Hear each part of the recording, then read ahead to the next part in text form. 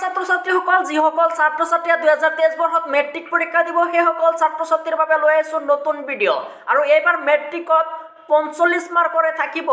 objective অৰ্থাৎ MCQ type প্ৰশ্ন আৰু 45 মাৰ্কৰ ভিতৰতে ছাত্ৰ ছাত্ৰীসকলে কেনেকৈ কমন পেলাবা এই 45 মাৰ্ক আমি তোমালোকৰ বাবে 1 মাৰ্কৰ যিটো MCQ প্ৰশ্ন আছে 20টাকৈ প্ৰতিদিনে এইটো চেনেলত দিম গতিকে তোমালোকে এই চেনেলটো সাবস্ক্ৰাইব কৰি ৰাখিবা ছাত্ৰ ছাত্ৰীসকল তোমালোকে প্ৰথমৰ পৰাই চাই লোৱা যে বিজ্ঞান অধ্যায়ন 1 অৰ্থাৎ পাৰ্ট নাম্বাৰ 1 ৰাসায়নিক বিক্ৰিয়া আৰু সমীকৰণৰ 20টা MCQ প্ৰশ্ন প্ৰথমৰ পৰা তোমালোকে মনোযোগৰে শেষলৈকে চাই থাকিবা 1 নম্বৰৰ প্ৰশ্নটো হৈছে যে তলত কোনটো ৰাসায়নিক প্ৰক্ৰিয়া নহয় এটা ইয়াত 4টা অপচন দিয়া আছে মমৰ দহন পানীৰ বাষ্পীকৰণ শৰীৰত খাদ্যৰ হজম খাদ্যৰ প্ৰস্তুতিকৰণ ইয়াত 4টা অপচন আছে কোনটো শুদ্ধ হ'ব হেতু তোমালোকে সিলেক্ট কৰিবা যেহেতু ডি টো শুদ্ধ হৈছে পানীৰ বাষ্পীকৰণ বি টো হেতু তোমালোকে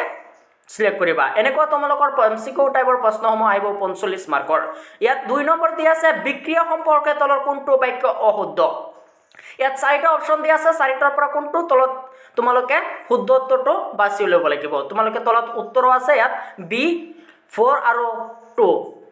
3 নম্বৰ প্ৰশ্নটো হৈছে বিক্ৰিয়াটো তলৰ কোনটো উদাহৰণ ইয়াত 4টা অপচন দিয়া আছে 4টা অপচনৰ পৰা কোনটো শুদ্ধ তোমালোকে চাই লবা তাৰ পিছত আমি দেখুৱাই আছো যে 4 নম্বৰ প্ৰশ্নটো হাইক্লৰিক এসিড লুৰ টুকুৰা ডালিলে কি হ'ব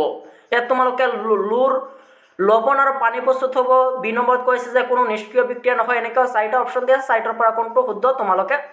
বাছি লবা বা ইয়াত উত্তৰ দিয়া আছে তাৰ পিছত তোমালোকে এই কিটা প্ৰশ্ন তোমালোকে বহিত লিখি লবা ইয়াৰ পৰা 99% কমন পৰা পূৰ্ণ সম্ভাৱনা আছে কিয়নো এবাৰ 45 মাৰ্কৰে 1 মাৰ্কৰ অৰ্থাৎ অবজেক্টিভ MCQ প্ৰশ্ন আহিব তাৰ পিছত 5 নম্বৰ প্ৰশ্নটো হৈছে তোমালোকে তলৰ কোনটো প্ৰক্ৰিয়া ভৌতিক পৰিৱৰ্তন নহয় তোমালোকে ইয়াত কোনটো শুদ্ধ উত্তৰটো লিখি লবা তাৰ পিছত আছে 6 নম্বৰ তলৰ কোনবোৰ সংযোজন বিক্ৰিয়া ইয়াত 4টা অপচন দিয়া আছে 4টা অপচনৰ পৰা কোনটো শুদ্ধ তোমালোকে বাছি উলিয়াই লবা তোমালোকৰ 7 নম্বৰ প্ৰশ্নটো আছে যে তলৰ কোনটো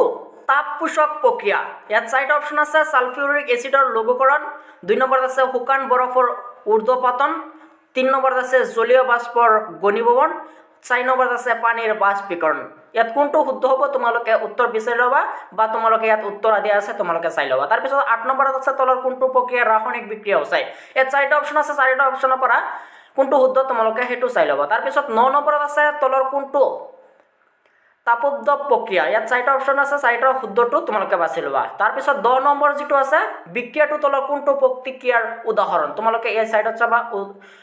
4টা অপচন দিয়া আছে 4টা অপচনৰ পৰা কোনটো শুদ্ধ ইয়াত তোমালোকে পাই যাবা তাৰ পিছত 11 নম্বৰ প্ৰশ্নটো আছে যে তেলৰ এটা সতেজ নমুনা সংৰক্ষণ কৰিবলৈ হলে তলৰ কোনটো গেছ ব্যৱহাৰৰ বাবে উপযোগী হ'ব ইয়াত 4টা অপচন আছে 4টা অপচনৰ পৰা তোমালোকে চাই লবা তাৰ পিছত 12 নম্বৰ অপচনটো আছে যে চূনৰ সৈতে পানীৰ বিক্ৰিয়া হৈছে ইয়াত 4টা অপচন দিয়া আছে 4টা অপচনৰ পৰা কোনটো শুদ্ধ এটা তোমালোকে বাছি লবা এনেকৈ তোমালোকে MCQ প্ৰশ্নসমূহ ডেইলি পাই থাকিবা আৰু চেনেলটো সাবস্ক্ৰাইব কৰিবা আৰু কপাৰ সালফেট অতি উত্তপ্ত পৰিস্থিতি 4টা অপচন দিয়া আছে 4টা অপচনৰ পৰা কোনটো শুদ্ধ তোমালোকে চাই লবা তাৰ পিছত 14 নম্বৰত আছে যেতিয়া মেগনেছিয়ামৰ ফিটা বায়ুৰ উপস্থিতি দহন কৰা হয় ছাইখিনি চাইনা পাত্ৰত সংগ্ৰহ কৰা হল ছাইখিনি হৈছে ইয়াত তোমালোকে শুদ্ধ উত্তৰটো বাছি লবা এখিনি আছিল তোমালোকৰ আজি বিজ্ঞানৰ 1 নম্বৰ পাঠৰ 20টা MCQ প্ৰশ্ন গতিকে পৰৱৰ্তী ভিডিঅ'সমূহ পাই থাকিবলৈ তোমালোকে চেনেলটো সাবস্ক্ৰাইব কৰি থৈ দিবা